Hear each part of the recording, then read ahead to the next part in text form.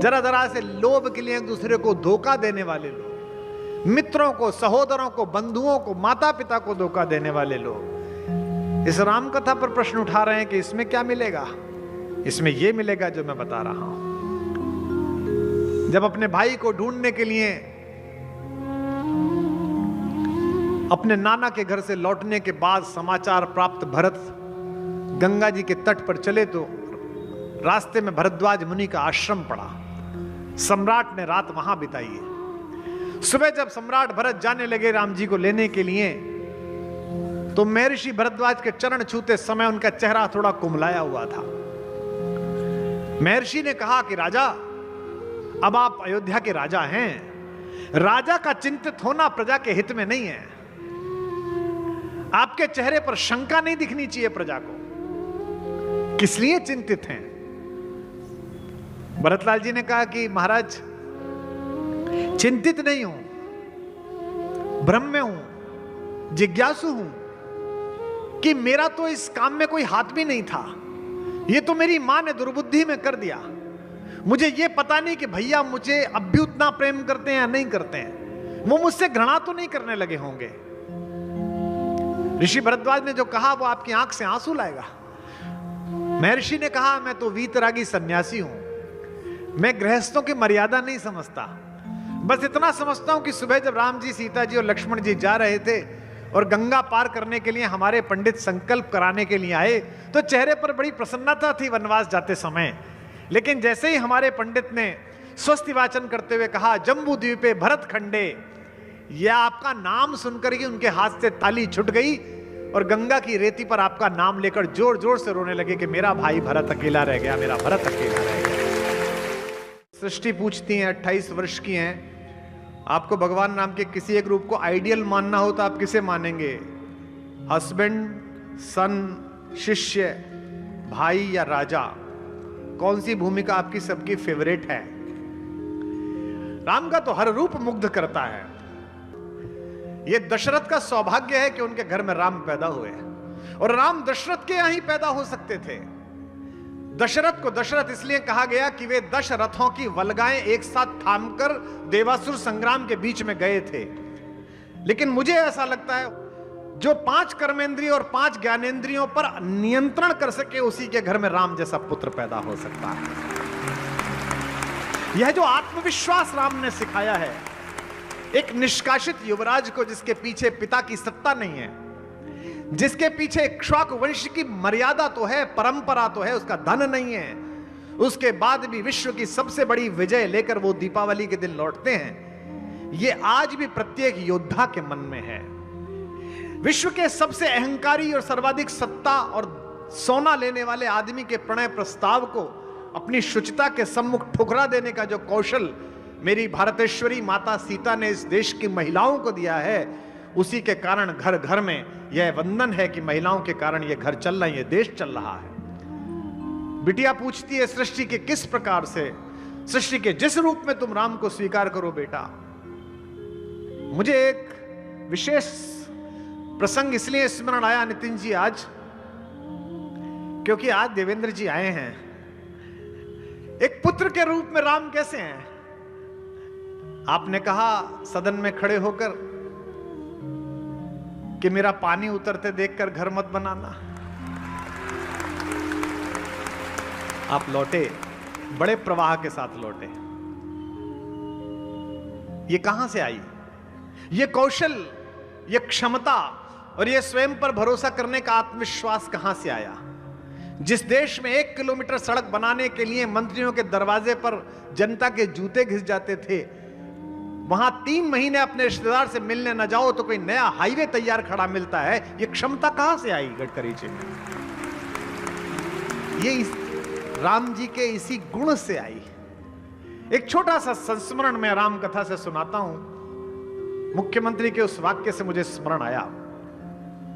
जटायु जी पृथ्वी पर गिर पड़े। लोग पूछते हैं कि इतना बड़ा बाज कैसे आया, इतना बड़ा पक्षी कैसे आया, इतना बड़ा गरुड़ कैसे आया।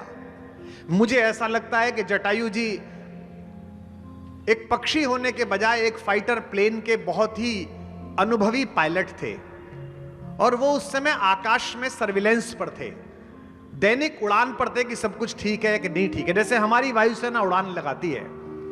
उन्होंने अपने विमान के स्क्रीन पर देखा कि पड़ोस के एक दूसरे विमान में एक महिला का अपहरण हो रहा है। संभवतः तकनीक इतनी विकसित थी कि उस विमान में क्या हो रहा है ये इस विमान में देखा जा सकता था। और जब उन्होंने उस महिला के आवाज को अपने वॉइस के डाटाबेस में डाला तो उन्हें यह पता चला कि यह मिथिला की राजकुमारी, अयोध्या की महारानी, भगवान श्री राम की पत्नी माता सीता की आवाज है। ऐसे में एक योग्य नागरिक और योग्य प्रहरी होने के नाते उन्होंने रावण के जहाज को चुनौती दी और कहा कि इस महिला का अपहरण करके आप भारत की सीमा से नहीं ले जा सकते, फोर्स लैंडिंग कराइए, नीचे पहुंचिए जहाज को लेकर। लेकिन रावण का जहाज भी रावण का जहाज रहा होगा, एयरफोर्स 1। रावणों के पास तो बड़े ही जहाज होते हैं, उसके पास ज्यादा शक्ति थी। दोनों के बीच एयरफेयर का बैटल हुआ और उसमें जटायु का जहाज क्रैश हो गया, जिसमें जटायु जी ने फोर्स इजेक्शन किया और वो अपने पैराशूट के साथ नीचे आए, जिसमें वो घायल हो गए बुरी तरह। यह सूचना जब राम जी पर और लक्ष्मण जी पर पहुंची कि एक पायलट वहां पर पड़ा हुआ है जिसका विमान ध्वस्त हो गया है। कथा क्या कहती है कि जटायु जी के पंख टूट गए। पंख मतलब जहाज के विंग्स टूट गए। भगवान ने जाकर कहा कि मैं आपके कष्ट के हरण के लिए कुछ प्रयोग करूं, मुझे बड़ा दुख है। उन्होंने कहा तुम कौन हो? तो भगवान ने परिचय दिया कि हे तात, मैं अयोध्या के राजा दशरथ का ज्येष्ठ पुत्र राम हूं और ये मेरे प्रिय अनुज लक्ष्मण हैं। घायल जटायु भावुक हो गए, बोले अरे तुम दशरथ के बेटे हो, हम लोग देवासुर संग्राम में साथ लड़े थे कोइलेशन में।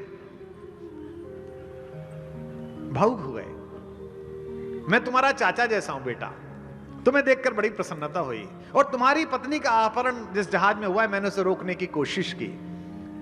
भगवान ने उनका सर अपनी गोदी में रख लिया और कहा चाचा आप कहें तो मैं आपके उपचार की व्यवस्था करूं। जटायु जी ने कहा कि अब मुझ पर समय नहीं है, मुझे पता है कि मेरी सांसें निश्चित हैं। तो भगवान ने जटायु जी से क्या मांगा? सोचिए क्या मांग सकता है। भगवान ने कहा कि अगर आप महाप्रयाण कर रहे हैं तो आपसे एक आज्ञा चाहता हूं। मैं बड़ा दुर्भाग्यशाली पुत्र हूं कि मैं अपने पिता का अंतिम संस्कार नहीं कर पाया। आप मेरे पिता के मित्र अर्थात पिता जैसे हैं, मुझे आज्ञा दीजिए कि आपके दिवंगत हो जाने पर मैं पुत्र की भांति आपका अंतिम संस्कार कर सकूं। ये राम ने मांगा और यहीं गोदावरी के तट पर भगवान ने अंतिम संस्कार किया। अब वो बात आती है जिसके लिए मैंने छोटी सी कथा आपको सुनाई। जटायु जी ने कहा कि राम मैं ऊपर जा रहा हूं साकेत, तुम्हारे पिताजी मिलेंगे तो उनसे क्या कह दूं, कुशल मंगल में क्या कह दूं। पत्नी का अपहरण हो चुका है, पिता पुत्र के मोह में कष्ट में शरीर छोड़ चुके हैं, सब कुछ छिन चुका है, अपने पराये हो चुके हैं, जिनसे जीवन भर का साथ था वो पीठ में छुरा घोंप चुके हैं। राम से पूछते हैं जटायु के ऊपर जाकर क्या कह दूं? सीता हरण तात जन कहो पिता सन जाई। पिता से जाके मत कहना। राम ने कहा सीता का अपहरण हो गया है, रावण मारा नहीं गया है, पत्नी वापस नहीं आई है, ये सब बात कृपा पूर्वक पिताजी से मत कहना। जो मैं राम, अगर मैं उनका लड़का हूं तो कुल सहित खानदान सहित रावण स्वयं आकर बताएगा कि क्या अपराध हो गया। सीता हरण ने तात जनि कहो पिता सन जाए, जो मैं राम तो कुल सहित कहाई दशानन आए। ऐसा बेटा मिल सकता है जो पिता को इतना मरने के बाद भी निश्चिंत करता हो, चिंता मत करना। और यही हुआ, रावण कुल सहित ऊपर गया और उसने जाकर दशरथ से क्षमा मांगी कि मुझसे अपराध हुआ और मैं उसका फल यहां भोग रहा हूं। सृष्टि पूछती है कि राम कथा में कौन सा पात्र, पुत्र पाना है तो राम जैसा पाओ, बेटा पाना है तो राम जैसा पाओ, जो सगी मां को छोड़ो सौतेली मां को भी गिल्ट से फ्री कर देता है। कैकेयी देवताओं की योजना के कारण यह सब कर रही है, ये राम जानते हैं। चित्रकूट में जब मनाने के लिए कैकेयी आई हैं भरत के साथ, तो राम ने अपनी खड़ाऊं तो दी ही भरत को, साथ में जब भरत जी ने प्रणाम किया तो उनसे एक चीज बदले में मांगी कि मैंने तुझे खड़ाऊं दी, बदले में एक चीज मुझे दे के जा। भरत ने कहा भैया प्राण ले लीजिए, मैं तो सब कुछ देने आया हूं, आप कैसी बात करते हैं? बोले नहीं, एक ही चीज मुझे दे। क्या मांग सकते थे राम? राम ने कहा कैकेयी मां को चरणों को छूकर प्रणाम कर और उन्हें क्षमा कर, मैं तुझसे ये मांगता हूं। ये राम हो सकते हैं। कैकेयी बताती है कि बेटा तुझे याद है, तू आधी रात मेरा सपना देखकर उठ जाता था और जीजी तुझे मेरे कमरे में छोड़ने आती थी कि ओ कोयल तेरा ये बच्चा जाग गया, तुझे सपने में देख के कह रहा है मंझली मां से मिलना है, मंझली मां से मिलना है। होने पर बहुधा अर्धरात्रि अंधेरी, जीजी आकर करती पुकार थी मेरी। लो कुहुकनी अपना कुहुक राम वह जागा, निज मंझली मां का स्वप्न देख उठ भागा। तू वही राम मैं वही कैकेयी तेरी, होने पर बहुधा अर्धरात्रि अंधेरी। राम कहते हैं हे अम्ब तुम्हारा राम जानता है सब, इस कारण वह कुछ खेद मानता है कब। कि 100 बार धन्य वह एक लाल की माई। ये कौन कह रहे हैं? राघवेंद्र सरकार राम कह रहे हैं 100 बार धन्य वह एक लाल की माई, जिस माता ने है जना भरत सा भाई। मैं तेरा आभार व्यक्त करता हूं कि तूने कैसा भाई मुझे दिया। कौशल्या सुखवर्धन राम, विश्वामित्र प्रियधन राम। राम जैसा पति मिल सकता है? परसों मैंने बताया कि किस प्रकार वो पैर में महावर लगा रहे हैं। राम जैसा राजा मिल सकता है क्या?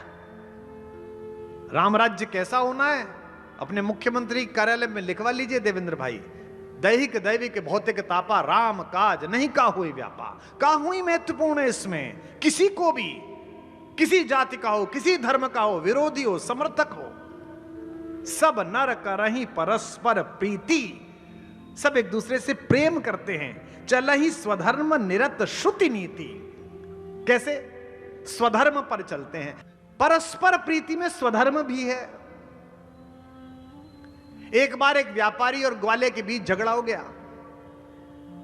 सेठ जी ग्वाले से दूध लेते थे, 2 लीटर दूध लेते थे। एक दिन नापने के मन में आया कि दूध पूरा दे रहा है कि नहीं दे रहा है, तो खुद ही नापने का यंत्र ले आए। नापा तो 2 लीटर की जगह 1.25 लीटर निकला। तो राजा के पास पहुंच गए कि जी ये बेईमान है। बोले कैसे बेईमान है? बोले साहब नाप के देखिए, ये दूध आज इसने दिया था। राजा ने ग्वाले से पूछा कि तुमने ये दूध दिया था? जी महाराज दिया था। 2 लीटर के पैसे लिए थे? जी महाराज लिए थे। ये 1.25 लीटर कैसे निकला? तो वो बोले कि साहब मेरे पास ना 1 किलो का ही बाट है और 1 किलो आटा मैं इनसे ही लेता हूं रोज। इसे कहते हैं नागपुर, आधी बात में ही समझ गए था। उसी से नापता हूं मैं, तो जैसा तुमने दिया था वैसा नपा। तुम 1 किलो का 800 ग्राम दोगे और सोचो कि दूसरा 100 ग्राम देगा, ये नहीं चलेगा। स्वधर्म का मतलब यही है कि मैं सनातनी ब्राह्मण हूं, आप्त ग्रंथों का अध्ययन करता हूं। ईश्वर ना करे, ईश्वर ना करे, भगवान ना करे किसी क्षण मेरे सम्मुख ये विकल्प देश प्रस्तुत करे कि बाबा साहब भीमराव अंबेडकर कृत संविधान और मेरी आत्मा में बसने वाली मानस में से मुझे एक चुनना हो, तो मैं एक क्षण का संकोच किए बिना संविधान को चुन लूंगा। ये मेरी भारतीय आस्था है। ये जितने लोग बैठे हैं इन सबने ताली बजाई इस बात पर। इसका मतलब ये सब सहमत है तभी ताली बजाई। अब यही बात हैदराबाद वाले सज्जन मैं आपसे कहना चाहता हूं कि ईश्वर ना करे संविधान और इस किताब में से चुनने का अवसर मिले तो किसे चुनोगे? जिस दिन बिना रुके ये कहना प्रारंभ कर दोगे कि संविधान को चुन लूंगा, उस दिन तुम्हारी मेरी मैत्री प्रारंभ हो जाएगी, सत्संग प्रारंभ हो जाएगा। यह स्वधर्म है। इस स्वधर्म की सापेक्ष व्याख्याएं आप नहीं कर सकते। स्त्री और पुरुष के लिए समान मानक, प्रत्येक धर्म के व्यक्ति के लिए समान मानक, समान नागरिक संहिता, समान आचार संहिता, यही राम राज्य है। एक नारी व्रत रथ सब झारी। तो राम सब रूप से प्रिय हैं। कहते हैं राम दलित विरोधी, शंभूक का वध कर दिया। और बिटिया पूछती है कि राम को किस तरह से मानूं, मेरा राम कौन सा है? जिस प्रकार का तुझे स्वीकार हो उस प्रकार का राम तेरा है। केवट को मित्र बनाने वाला मित्र राम तुम्हारा है। राज्याभिषेक संस्कार हुआ भगवान का, जैसे शपथ ग्रहण होता है आपका हुआ जैसे। कल परसों यहां भी हुआ। तो रात्रि के समय भरतलाल जी ने कहा भगवान से कि प्रभु वो कल ओथ सेरेमनी है, किस किस को बुला लूं? तो उन्होंने कहा बेटा हम तो 14 साल से बाहर थे, हमको तो पता नहीं इस बीच में कौन राजकुमार बन गया है, कौन राजा बन गया, आप अपने आप बुला लीजिए किसी को। तो बहुत सारी सूची तैयार हुई। विभीषण आ चुके थे, सुग्रीव आ चुके थे, अंगद आ चुके थे, जामवंत आ चुके थे, हनुमान जी थे ही। बोले यही 14 साल में यही लोग साथ थे, मैं किसको बुलाऊं? शयन कक्ष में लेटते ही भगवान आकुलता से उठ गए। दक्षिण भारत की एक राम कथा में यह उल्लेख आता है। माता ने पूछा कि स्वस्थ तो हैं, अचानक क्यों उठ गए? बोले एक अतिथि रह गया और गड़बड़ हो गई, अगर वो नहीं आया तो मैं कल राज्याभिषेक में नहीं बैठ पाऊंगा। भरत को तुरंत बुलाओ, एक अतिथि को बुलाना है, एक अतिथि रह गया, रात में घोड़े भेजो, उसके लिए रथ भेजो। राम की ओर से उनके शपथ ग्रहण में, शपथ विधि में एक ही ऑफिशियल मेहमान बुलाया गया और वो कोई राजा नहीं था। उस दुष्कर यात्रा के प्रारंभ में गंगा पार कराने वाला केवट था। ये राम राज्य है। ये सृष्टि पूछती है कि कौन सा राम मेरा है? कोई सा भी। कोई शबरी खिलाए तो वो जूटे बेर खा जाए, कोई साथी हो संकट में तो वो बाली से टकराए। जटायु जब पुकारे तो वो बेटा बन के आ जाए, कोई आए शरण में तो उसे लंकेश बनवाए, कोई आए शरण में तो उसे लंकेश बनवाए। वो जिसके नाम का पत्थर समंदर पार कर जाए, वो जिसके दम से तीनों लोक में संध्या सवेरे हैं, वही एक राम मेरे हैं, वही एक राम तेरे हैं। कोई शबरी खिलाए तो वो झूठे बेर खा जाए, कोई शबरी खिलाए तो वो झूठे बेर खा जाए, कोई शबरी खिलाए तो वो झूठे बेर खा जाए, कोई शबरी खिलाए तो वो झूठे बेर खा जाए। कोई साथी हो संकट में तो वो बाली से टकराए, कोई साथी हो संकट में तो वो बाली से टकराए। जटायु जब पुकारे तो वो बेटा बन के आ जाए, जटायु जब पुकारे तो वो बेटा बन के आ जाए, कोई आए शरण में तो उसे लंकेश बनवाए, कोई आए शरण में तो उसे लंकेश बनवाए। वो जिसके नाम का पत्थर समंदर पार कर जाए, वो जिसके नाम का पत्थर समंदर पार कर जाए, वो जिसके दम से तीनों लोक में संध्या सवेरे हैं, वो जिसके दम से तीनों लोक में संध्या सवेरे हैं, वही एक राम तेरे हैं, वही एक राम मेरे हैं। वही एक राम तेरे हैं,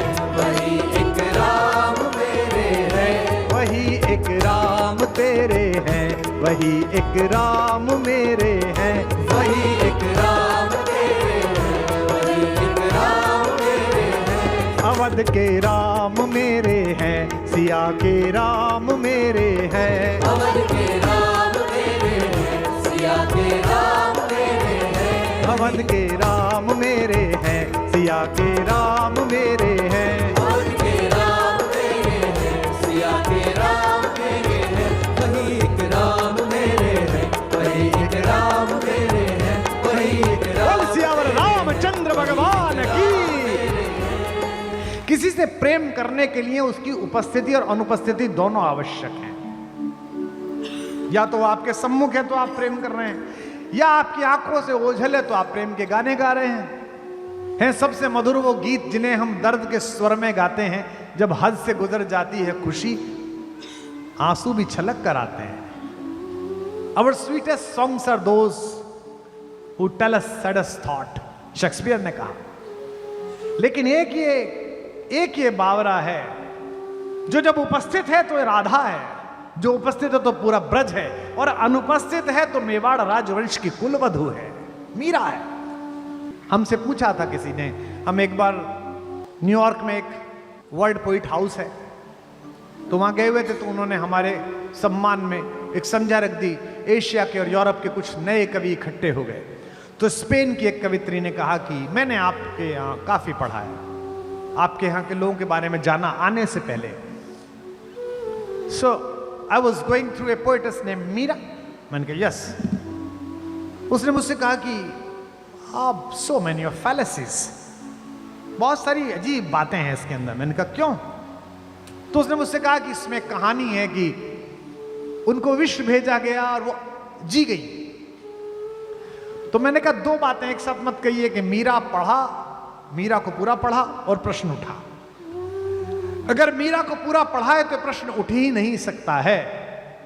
अगर पात्रता कृष्ण को लेकर मीरा जैसी है, दुनिया के हर विष को बाध्य होकर अमृत बनना पड़ेगा, चरणामृत बनना पड़ेगा। आप पूरी दुनिया में आजकल राम पर बोल रहे हैं, मैं भी मानता हूं कि कहानी अच्छी है। इनका संबंध उसी विश्वविद्यालय से रहा होगा, पर आजकल का समय तो अलग है। 21वीं शताब्दी के हिसाब से कथा थोड़ी पुरानी नहीं लगती आपको? आज ना एक भी भाई भरत है, ना कोई पत्नी सीता, फिर राम बनकर कोई क्या करेगा? तुम जिस शहर में ये बात कह रहे हो दिनेश कुमार जी, ये शहर सुबह उठकर 5 बजे 99 साल से यही गा रहा है कि चंदन है इस देश की माटी, तपोभूमि हर ग्राम है, हर बाला सीता की मूरत, बच्चा बच्चा राम है। यही देश शहर गा रहा है, और तुम पूछ रहे हो कि ये कहानी पुरानी नहीं लगती। हमारा तो एक ही, देखो तुम्हें लग सकती है पुरानी, मुझे ये नित्य नवीन लगती है। मैं रोज नया श्लोक पढ़ता हूं श्रीमद् वाल्मीकि रामायण का, रोज प्रसन्न होता हूं। आधी रात पढ़ते हुए 2 बजे रोता हूं, लिख देता हूं, सोचता हूं, हर बार इसमें से डूबता हूं, एक नया मोती निकाल के लाता हूं। और मुझे लगता है कि 24 घंटे में एक बार सरस्वती विराजमान होती है कवि की जिह्वा पर। ये रात्रि का समय है। मैं इस पल भगवान से यही मांगता हूं कि 20 वर्ष पूर्व मैंने ईश्वर से यह मांगा था, सरस्वती से यह मांगा था कि कविता के समाज में कवि सम्मेलनों से जाती हुई भीड़ मेरे सम्मोहन स्वर से वापस लौट कर आए। मां बस इतनी क्षमता दे कि मैं युवाओं को हिंदी से जोड़ सकूं। मां ने प्रार्थना स्वीकार की, लाखों लाखों लोग हिंदी सुनने के लिए आने लगे, और आपका समर्थन बता रहा है कि आप भी थे उनमें। बस इस पर अगली बार यह मांगता हूं कि बस इतना जीवन दे, इतनी चेतना दे, इतनी ऊर्जा दे कि वाम पथ पर जाती हुई एक पूरी पीढ़ी को राम पथ पर लौटा कर ला सकूं, तो जीवन सार्थक हो जाए। इस देश को दुर्व्याख्या के विषय से मूर्छित हमारी संजीवनी संस्कृति के लिए ऐसे ही अभिभावकों की जरूरत है, भाषकों की जरूरत है। ये जो तुमने कहा कि पुरानी कहानी लगती है, कल तो बताया था मैंने कि राम 15 वर्ष की आयु में इतने तेजस्वी थे और तुमने प्रश्न उठाया, और अभी 18 वर्ष के बच्चे ने विश्व के सारे महारथियों को शतरंज में धूल चटा दी, तो तुमने प्रश्न नहीं उठाया। एक बच्ची है महाराष्ट्र की, एक महिला है, लड़की है, वो टीवी के प्रोग्राम में सामने खड़े होकर आपके मन में क्या चल रहा है बता देती है। टीवी के प्रोग्राम में उसने देश की सबसे बड़ी एंकर को कह दिया कि आप इस समय अपने बचपन के फला दोस्त को याद कर रही हैं, उसका नाम ये है। तो युवा लोग कहते हैं कि साहब ये माइंड रीडिंग है। और उत्तर प्रदेश में, मध्य प्रदेश में एक छोटे से गांव में एक युवक है 27 साल का, वो आप सामने बैठते हैं तो लिख के बता देता है कि आपके घर में ये हो रहा है, और लोग कहते हैं कि ढोंग कर रहा है, सिर्फ इसलिए कि वो साधु है। हम कहते हैं कि कर्ण पिशाचिनी विद्या है, तो आप कहते हैं ये कोई विद्या हो सकती है? तुम्हारी मैथमेटिक्स हो सकती है, हमारा ज्ञान नहीं हो सकता है। वाह वाह वाह, हमारा कुत्ता कुत्ता, तुम्हारा कुत्ता टॉमी। ओहो, तुम्हें आदत पड़ गई है कि जो कुछ भी तुम्हें विदेश से मिलता है वो सब अच्छा है, जो तुम्हें उधार मिला है कूड़ा कचरा सब अच्छा है, और जो भारत का नवनीत तत्व है उसमें तुम्हें लगता है नहीं नहीं ये समस्या है, ये समस्या है। ये विश्वविद्यालय जो दिल्ली में, इनसे पूछिएगा लोकतंत्र यूरोप से आया जी, यूनान ने सिखाया। अरे भाई कब सिखाया यूनान ने? अभी सिखाया जी, 300 साल पहले, 400 साल पहले। गर्भभार से खिन्न शकुंतला को दुष्यंत के घर पर पहुंचाने के लिए माता गौतमी गई। रात्रि के दूसरे प्रहर में, यानी कि रात को 3 बजे वो राजा दुष्यंत के महल में पहुंची। महल के बाहर सिपाही खड़े थे, और राजा कौन था? केवल भारत का नहीं था, विश्व का राजा था, पृथ्वी का, ब्रह्मांड का। और माता गौतमी ने पूछा ये राजा दुष्यंत का महल है? बाहर खड़े हुए प्रतिहारी ने कहा, सिपाही ने कहा जी हां। माता गौतमी ने कहा क्या हम उनसे मिल सकते हैं? तो कालिदास लिखता है 1800 साल पहले, 2000 साल पहले, अविश्रमोयम लोकतंत्रस्य सर्वाधिकारः। This is your continuous constitutional right to meet your emperor at any time. ये आपका लोकतांत्रिक अधिकार है कि आप अपने राजा से किसी भी समय मिल सकते हो। ये भारत था। तुम वो पन्ना भूल गए, तुम इधर की तरफ आ गए। इसलिए इस कहानी को पढ़ो दिनेश जी, ये पुरानी नहीं है। ये पुरानी होती तो उतर गई होती अब तक। जिसने पुरानी बताया और जिन्होंने काल्पनिक बताया वो उतर गए इसके चक्कर में। इतनी नई कहानी है ये। इसके सारे पात्र महान हैं, केवल एक नायक नहीं है इसमें। वो नायकों के नायक केवल एक नहीं है, उनके चारों तरफ सब नायक हैं। बहुत सामान्य से सामान्य कैरेक्टर भी वहां नायक है। परिवारों में अगर ये कहानी घटित हो रही है तो परिवार में अयोध्या का मंगल है, और परिवार में अगर महाभारत घटित हो रही है, सुचक्रम नैव दास्यामि विना युद्धेन केशव, तो महाभारत का दंगल है। लेकिन एक बात दिनेश आपको भी करनी पड़ेगी, और दिनेश जी को बताना मैं सही कह रहा हूं। तुमने कहा कि भरत और लक्ष्मण जैसे भाई नहीं मिलते, हो सकता है तुम्हें ना मिले हों। भरत और लक्ष्मण जैसा भाई बनने के लिए पहले स्वयं राम बनना पड़ेगा। उसको अंदर से लाओ ना, अन्यथा तो पड़े मिलोगे। बड़ी दूर दूर से लोग सुनने के लिए आए। नोएडा से हमारे ये 2 परिचित लोग बैठे। हमारे यहां एक बड़ा बड़ा भारी रईस परिवार था, बड़ा भारी रईस। अचानक उठे, एकदम रईस हो गए। वो एकदम पैसा कमा लिया उन्होंने, शराब के व्यापार में और अन्य व्यापारों में। छोटे भाई को एक छोटा सा फार्म हाउस चाहिए था 50 करोड़ का, जो उसके नाम था। और 1 लाख करोड़ के व्यापारियों ने एक दूसरे को गोली मार ली। और पहला जो दृश्य आया तो टाटा टेम्पू में दोनों एक दूसरे के साथ पड़े हुए थे। बड़े वाले भाई की बाह पर छोटे वाले भाई का सिर था। दृश्य देखा और मैंने कहा यही भरोसे की बाह अगर जिंदा रहते लगा दी होती तो तू भी जीवित रहता और ये भी जीवित रहता। तो दिनेश जी आपको लक्ष्मण इसलिए नहीं मिल रहा क्योंकि आप राम नहीं हो रहे, अन्यथा तो इससे अनमोल कुछ था ही नहीं। आपने किसी और चीज को अनमोल समझा होगा। भगवान राम के राज्याभिषेक के बाद जब चारों भाई सुबह ही सुबह उठकर अपनी माताओं को प्रणाम करने के बाद गुरुदेव वशिष्ठ को प्रणाम करने के लिए गए, तो गुरुदेव ने कहा कि सम्राट राम का मेरी कुटिया में स्वागत है। राम को लगा कि गुरुजी व्यंग कर रहे हैं। राम ने कहा जब मैं जंगल गया था उससे पहले आप मुझे पुत्र कहते थे, गुरुदेव आप मुझसे कहते थे वत्स।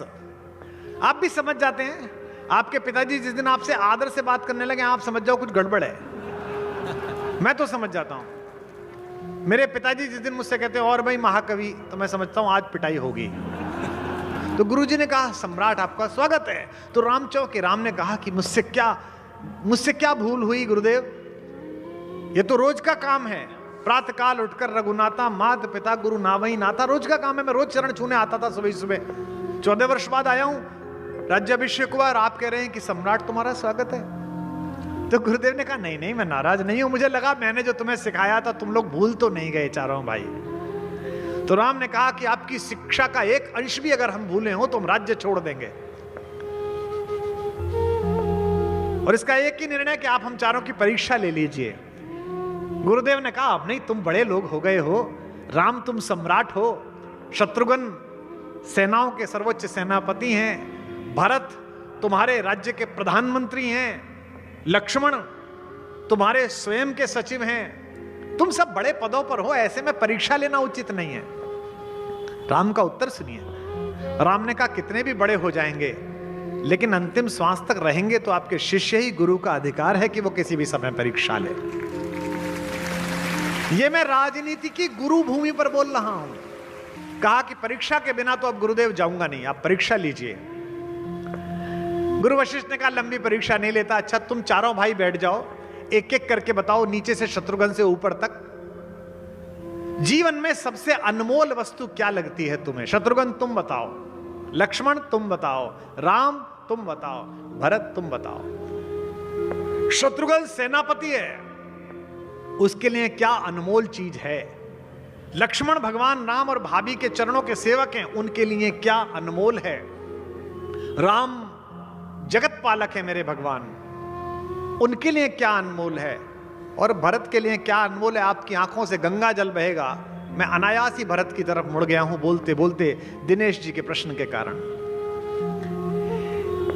कि शत्रुघ्न जी से अनमोल कुछ पूछा गया, शत्रुघ्न जी से अनमोल कुछ पूछा गया, बोले वीरताई के समान भला और क्या? बोले वीरताई के समान भला और क्या? बोले वीरताई के समान भला और क्या? शत्रुघ्न जी से अनमोल कुछ पूछा गया, बोले वीरताई के समान भला और क्या? बोले वीरताई के समान भला और क्या? बोले वीरताई के समान भला और क्या? लखन से पूछा गया, लखन से पूछा गया, लखन ने ऐसा कहा, मेरी सीता माई के समान भला और क्या? मेरी सीता माई के समान भला और सब अपना अपना बता रहे हैं। माई के समान भला और क्या? लखन से पूछा गया, लखन ने ऐसा कहा, मेरी सीता माई के समान भला और क्या? मेरी सीता माई के समान भला और क्या? मेरी सीता माई के समान भला और क्या? राम जी से पूछा गया, राम मुस्काए बोले, राम जी से पूछा गया, राम मुस्काए बोले, जग की भलाई के समान भला और क्या? जग की भलाई के समान भला और क्या? जग की भलाई के समान भला और क्या? भरत के नयनों से गिर के आंसू ये बोले, खुद नहीं बोले, भरत के नयनों से गिर के आंसू ये बोले, दुनिया में भाई के समान भला और क्या? दुनिया में भाई के समान भला और क्या? दुनिया में भाई के समान भला और क्या? दुनिया में भाई के समान भला और क्या? दुनिया में भाई के समान भला और क्या? बोल भरत लाल की। ऐसा भाई विश्व के इतिहास में नहीं मिल सकता। जरा जरा से पदों के लिए एक दूसरे की गर्दन काट देने वाले लोग, जरा जरा से लोभ के लिए एक दूसरे को धोखा देने वाले लोग, मित्रों को, सहोदरों को, बंधुओं को, माता पिता को धोखा देने वाले लोग इस राम कथा पर प्रश्न उठा रहे हैं कि इसमें क्या मिलेगा? इसमें यह मिलेगा जो मैं बता रहा हूं। जब अपने भाई को ढूंढने के लिए अपने नाना के घर से लौटने के बाद समाचार प्राप्त भरत गंगा जी के तट पर चले तो रास्ते में भरद्वाज मुनि का आश्रम पड़ा। सम्राट ने रात वहां बिताई है। सुबह जब सम्राट भरत जाने लगे राम जी को लेने के लिए तो महर्षि भरद्वाज के चरण छूते समय उनका चेहरा थोड़ा कुमलाया हुआ था। महर्षि ने कहा कि राजा, अब आप अयोध्या के राजा हैं, राजा का चिंतित होना प्रजा के हित में नहीं है।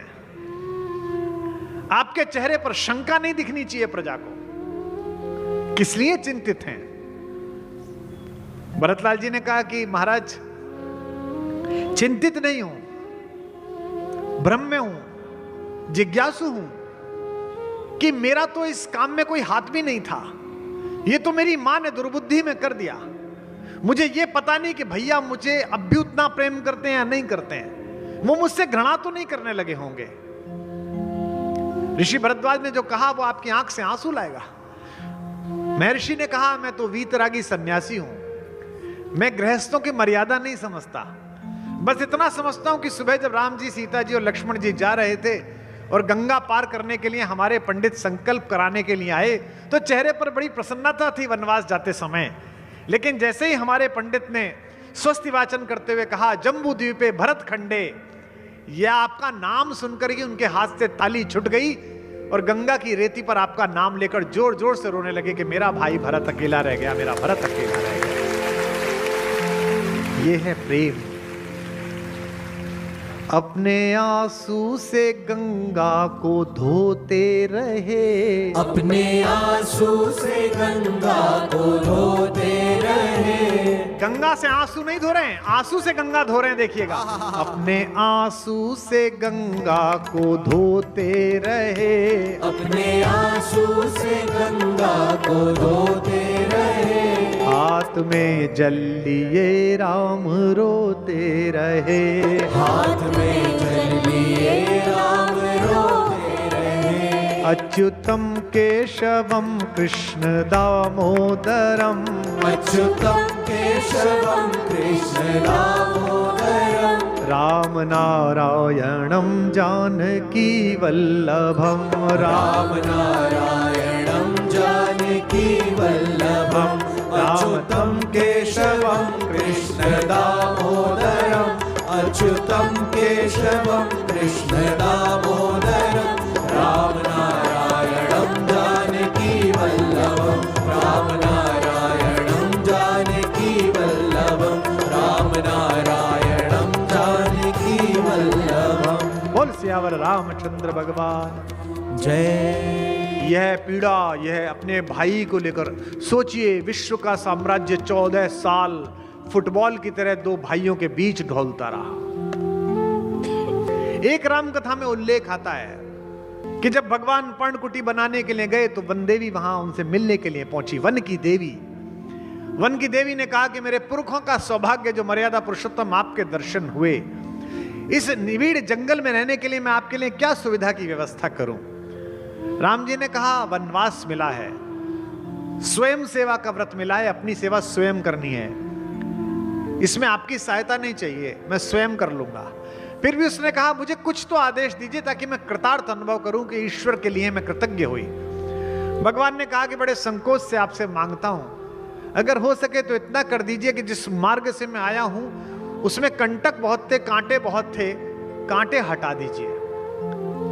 वनदेवी ने कहा अशूला भव पृथ्वी, अभी अशूला कर देती हूं, लेकिन आप तो आ गए भगवान, अब कांटे किसके लिए हटाते हो।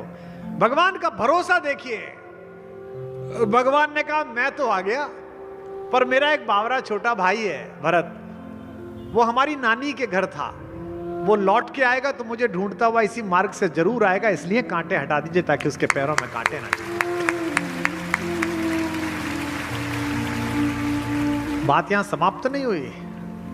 वनदेवी ने संकोच से कहा भगवान एक प्रश्न पूछ लूं, अन्यथा तो नहीं लेंगे। आप लोगों की तो बड़ी ख्याति है कि आप लोग योद्धा हो, सुनते हैं कि भरतलाल तो अयोध्या की सेनाओं के सेनापति हैं, वो इतने कोमल हैं कि उनके पैरों में कांटे चुभेंगे तो आपको कष्ट होगा। राम जी ने कहा नहीं, वो तो बड़ा शक्तिशाली है, उसकी तो छाती इतनी वज्र की है कि इंद्र का आयुध भी टकरा कर टूट सकता है, लेकिन उस रास्ते पर नंगे पैर आते समय अगर उसके पैर में एक कांटा भी चुभा तो उसका हृदय इस ग्लानि से टूट जाएगा कि मेरे कारण मेरे भैया को इन कांटों पर चलकर जाना पड़ा, इसलिए हटा दे। कोमल चरण चलत बिनु पनही, भई मृद भूमि सकुच मन मनही। भूमि भी संकोच में आ गई, जैसे ही कोमल पद पड़ा भरत का, भूमि संकोच में आ गई कि हाय इसको कष्ट नहीं देना है। कोमल चरण है और भरत जी बिना जूते के चल रहे हैं, यह देखकर पृथ्वी संकोच में आ रही है। यह सुख तो राम को भी नहीं मिला। प्रभु के लिए तो क्या असंभव है, यह सुख तो पृथ्वी ने राम को भी नहीं दिया जिसको पैदा किया है। उसका कारण क्या है? यह पूछा था मुझसे प्रश्न किसी ने संगमनेर में, मैं आया था बोलने के लिए कि आपने ये बात बोली कल, इसका उत्तर बताइए कि भगवान के समय तो पृथ्वी संकोच में नहीं आई, भरत जी के चलते ही संकोच में आ गई, क्यों? भगवान स्वयं कष्ट सह सकते हैं, लेकिन उन्हें प्रेम करने वाला कष्ट में रहे यह नहीं सह सकते हैं।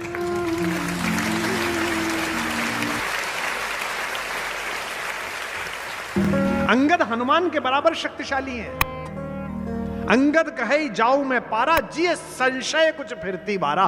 बस उनके साथ एक समस्या है कि उनके मन में संशय है कि मैं लौटूंगा कि नहीं लौटूंगा। और संशय क्यों है?